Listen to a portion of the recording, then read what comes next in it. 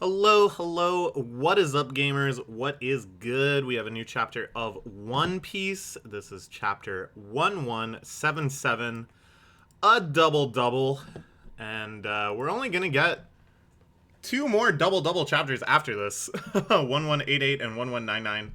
I do not think we are going to make it all the way to 2222, which should be the next one after that. So let's cherish it. Let's get excited, folks. I'm drinking my coffee. It is not Tim Hortons double double. It is black. That's how I like it. But I'll tell you how I like my One Piece chapters.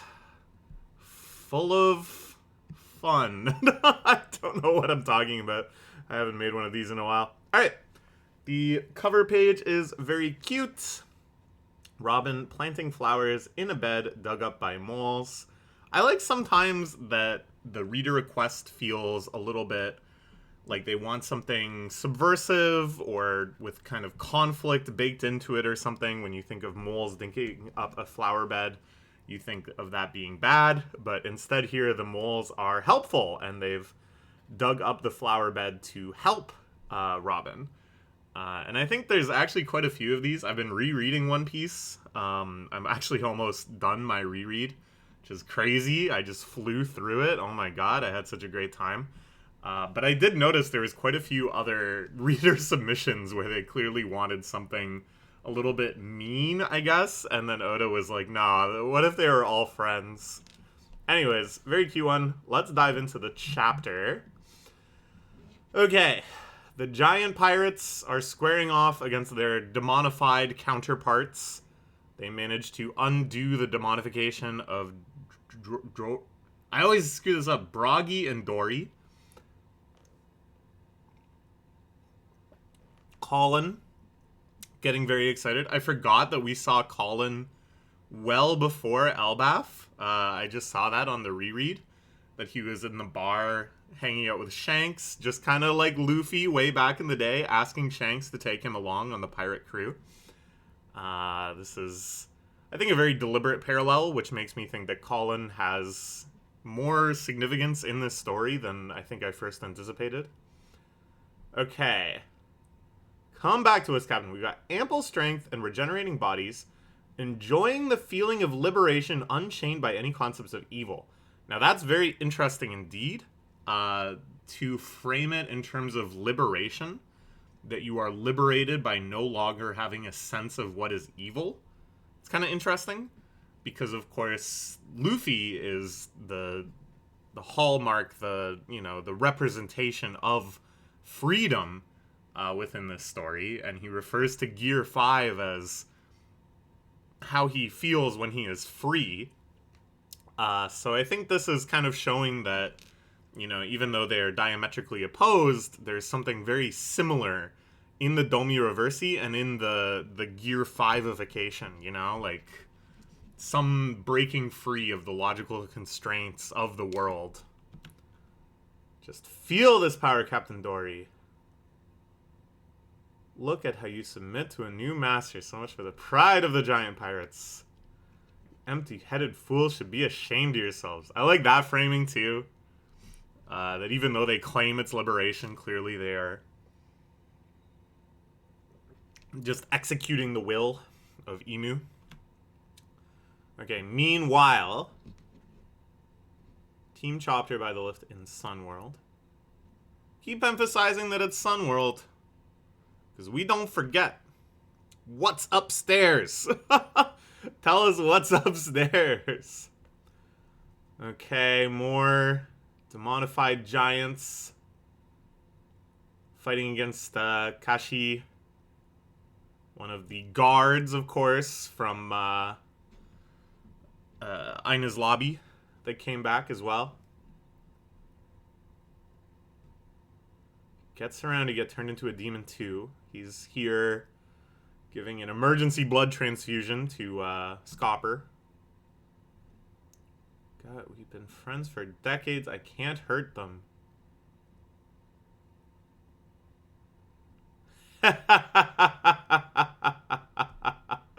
Whenever you asked for a bite, you took half.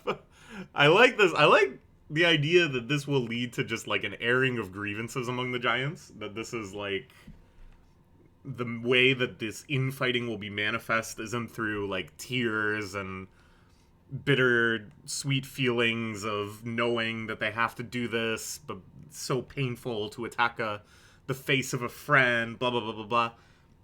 But I like this kind of comedic route, you know, like at the end of the last chapter too, where Zoro gets that shit-eating grin on his face of like, oh boy, I get to fight a giant, which you knew he was just excited for from the jump. And here, you know, getting out these petty grievances as a way to attack, I think is a good comical twist on this, because we need some levity, I think, in this situation. It reminds me as well of the way that the sleep tids are like terrifying and stuff, but some of them are like the kid's mom, you know, like just kind of silly things too that reflect some sort of social order. I was hoping there would be more of those, but everybody, I guess, is probably privately thinking of their own reasons to attack. Awesome attacks from all the giant pirates. And Zoro's as well. Mega Rage. Red Ogre Mega Rage. Interesting invocation of Red Ogre, which of course is also how they refer to Dory and Bragi. It's a hallmark of Japanese folk mythology, the red oni and the blue oni. Typically, those are reserved for like high-ranking, powerful things, right?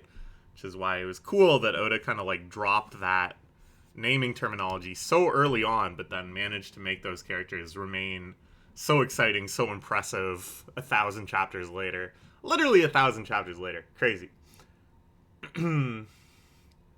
Terrifically fatal stuff, but do they seem a little too eager? Okay. Meanwhile, knock it off, you jerk. A classic Chopper move. Oh! Oh ho! And here we see the reversey reversey, long awaited. Right from the get-go, we knew that's how Othello works. You don't just flip over and you're done. You can flip back and forth as many times as the game goes on. Well, sort of.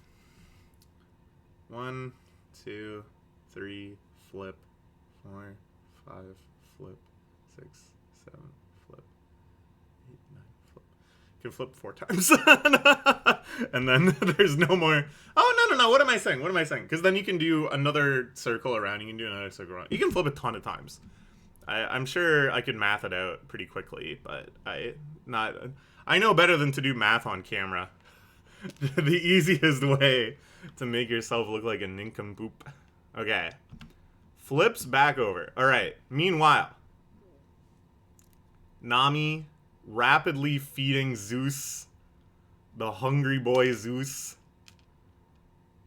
Curse you fiends. Do you have any idea what kind of hell awaits commoners who dare to defy God? So they've managed to decapitate Sir Killingham. It's like a buggy situation here now, where they're trying to keep his body parts all separate.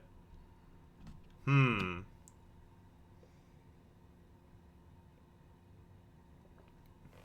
think we got too strong, Sanji. I didn't even think Elbaf was brought to his knees by this scum. William is still unharmed. That, of course, being Gunko, who has Imu within. Okay, Zeus, powered up, seeks to go douse all the flames. Seems like things are going pretty well. As I said last time, I think there's a lot of different like structures this battle can have, but I think to really emphasize the strength of Imu, they're gonna make it so that eventually it's like all the good guys are doing relatively okay. All the threats have been eliminated besides Gunko Imuified. And then it's going to be kind of like the situation with Rocks or the situation with Saint Saturn getting emuified, you know, that is what gives like a totally unprecedented level of power. Not that I think they'll lose, but that will be the real climactic battle, is everybody versus that. And we kind of see the limits of Gear 5, that maybe this is like a natural enemy of Gear 5 or something. But they just kind of fight to a tactical retreat or something like that of Emu. It's enormous. It looks like a Neptunian. What's with you is that Loki. Damn, that's cool. So huge, it's ridiculous. There you go, making friends with weirdos again. Oh, this is great. I like that Loki looks genuinely like very disappointed because he was so happy before. And now he's getting chastised by Nami. This, again, I'm still a believer. I'm still a believer. Loki's gonna join the crew. That's their pet dog right there. And I think it fits with the crew's dynamics perfectly that Nami is the one to discipline the pet dog when it's misbehaving.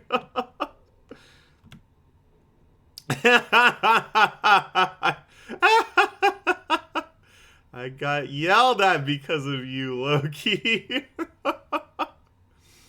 Why should I be scolded by your crewmates?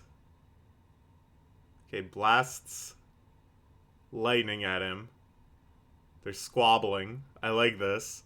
Again, Luffy would be the one to argue with the dog and somehow get down on the level of the dog. Blast him with lightning. Of course, that doesn't work. Up your butt right now. Okay, meanwhile,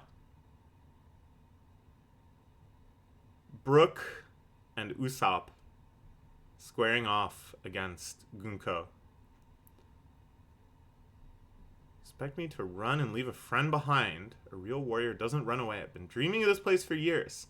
And I'm not going to humiliate myself here. More importantly, I'm furious. You see, Brook, these guys are disrespecting Elbaf. Sneaking around, kidnapping children. You attack the kingdom with monsters rather than using your own strength, taking over the minds of proud, noble warriors, and forcing them to kill each other. Your plan is scummy, cowardly, and cheap. Shame on you. Damn. Let's go. Let's go, Usopp.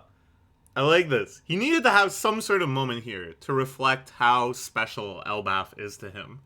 Now, he's probably just going to get washed. But I think it's cool that he's the one to tell off Emu, specifically, in this situation. That he's the one that gets to run his mouth, really, and talk shit to the most powerful entity on the side of the world government. Which he doesn't even know that he's doing.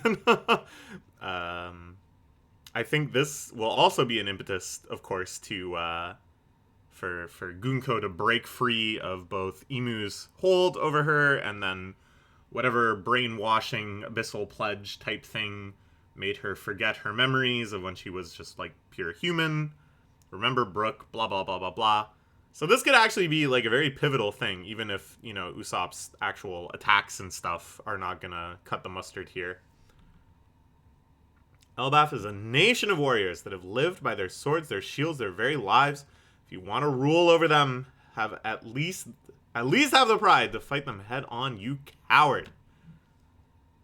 One who rules does not sully their hands with such tawdry matters. Okay.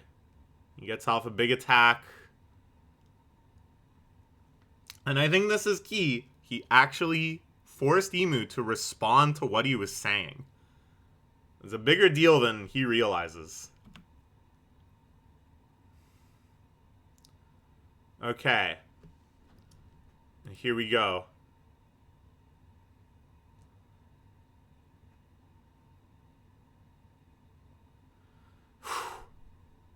This is nuts. Okay. Squaring off against Emu in Gunko's form, of course. But this is still squaring off against Emu. I didn't think this would happen until pretty close to the end. Surely, of course, there's going to be some off-ramp for this battle. They're not going to truly fight to the death here. I think probably it'll be that Gunko breaks free of Emu's hold somehow. And this represents, of course, the liberating spirit of Nika.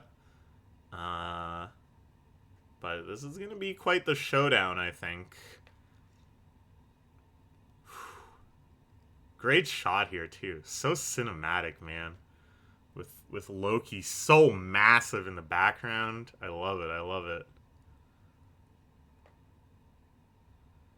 Can obey or die. This battle will divide the world. All right, here we go.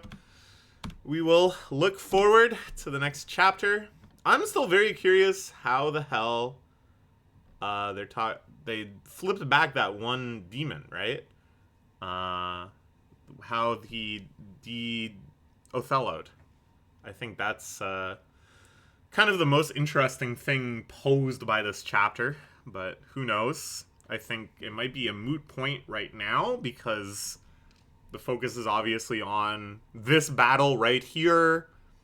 And once Emu is dispelled from Gunko, I would imagine flipping everybody else back is going to be like a matter of course. I would be surprised if it was like, oh, no, but half the giants are still demons. How do we deal with that?